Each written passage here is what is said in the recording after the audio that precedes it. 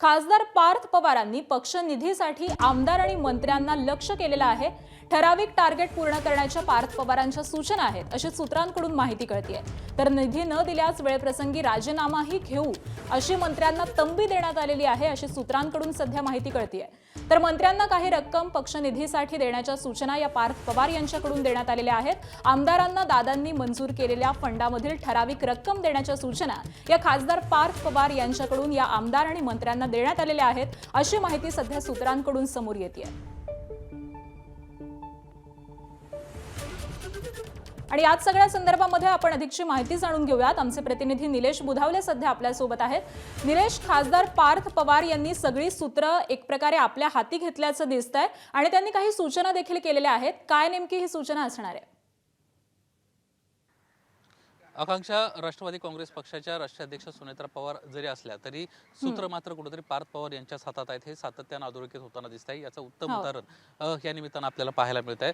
पार्थ पवार यांना स्पष्ट सूचना दिलेल्या आहेत। खास करून मंत्री जे आहेत त्यांना देखील सांगण्यात आलेलं आहे की पक्ष निधीसाठी एक ठराविक रक्कम देण्यात यावी। मधल्या काळात आपण पाहिलं असेल की राष्ट्रवादी काँग्रेस पक्षाच्या खात्यामध्ये अगदी कमी पैसे शिल्लक राहिले होते। याच्यामध्ये अनेक चर्चा देखील झाल्या होत्या। काही हॉटेलची बिलं देण्यात आलेत, चॉपरची बिलं देण्यात आलेत, किंबहुना पार्लरची बिलं देखील जोडण्यात आली होती। त्यामुळे पैशांची मोठ्या प्रमाणामध्ये कुठेतरी नासधूस झालेली आहे आणि त्यामुळे आता हा संपूर्ण निधी जर पुन्हा एकवटायचा असेल तर यासाठीच कुठेतरी मंत्र्यांना आणि आमदारांना आता एक टार्गेट देण्यात आल्याची देखील माहिती मिळते।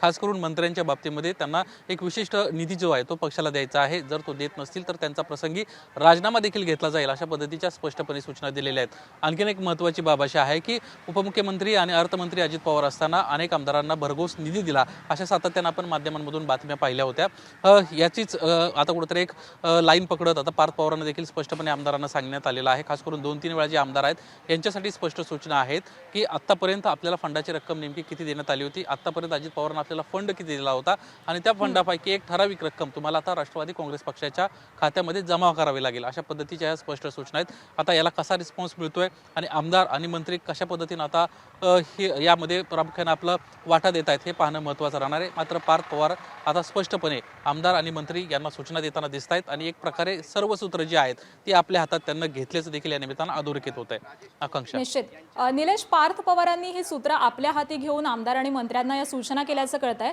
आणि मग या सूचनेवरती हे जे आमदार आहेत किंवा मंत्री आहेत यांची नेमकी काय भूमिका आहे याबद्दल काही कळू शकलंय का?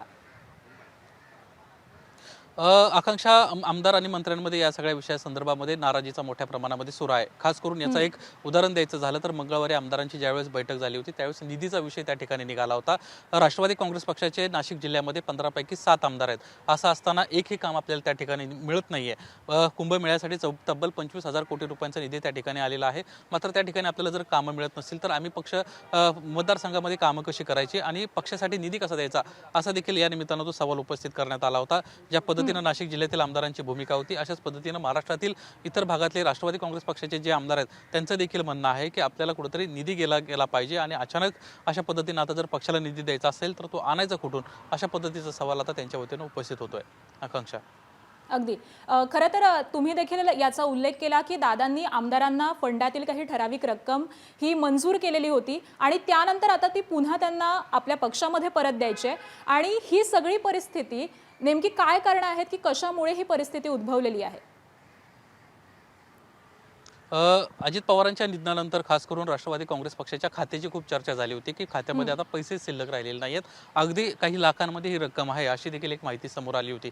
ज्यावेळेस याचा लेखाजोखा करण्याचा प्रयत्न पार्थ पवारांच्या वतीनं झाला त्यावेळेस काही महत्त्वाच्या बाबी या निमित्तानं अधोरेखित झाल्या होत्या। खास करून त्यामध्ये चॉपरची बिलं लावण्यात आली होती, यासोबतच पार्लरची बिलं, हॉटेल्सची बिलं देखील लावण्यात आली होती आणि यावरूनच त्यांना नाराजी पार्थ पवारांना व्यक्त केली होती की अशा पद्धतीची ही बिलं लावण्यात कशी काय आली आणि त्यानंतरच खऱ्या अर्थानं पार्थ पवारांना संघटनेमध्ये काही बदल देखील केले होते। पक्षाचे जे खजिनदार म्हणून काम करत होते त्याची देखील त्यांच्या घरातीलच एक व्यक्ती त्या ठिकाणी आता त्यांना नेमणूक केलेली आहे। जय पवार आता याचे प्रमुख झालेले आहेत आणि कुठेतरी सर्व खाती जी आहेत खात्यांचा जो फोल्ड आहे तो आता आपल्या हातात पवारांना घेतल्याचं देखील दिसतंय। पार्थ पवार, सुनेत्रा पवार आणि जय पवार एकंदरीतच राष्ट्रवादी काँग्रेस पक्षावर आता एक कमांड मिळवू पाहत आहेत आणि या निमित्ताने याची एक महत्त्वाची बाब म्हणजे संपूर्ण पक्षाची जी खात्याचा जो विषय होता तो देखील त्यांना ताब्यात ठेवलेला आहे।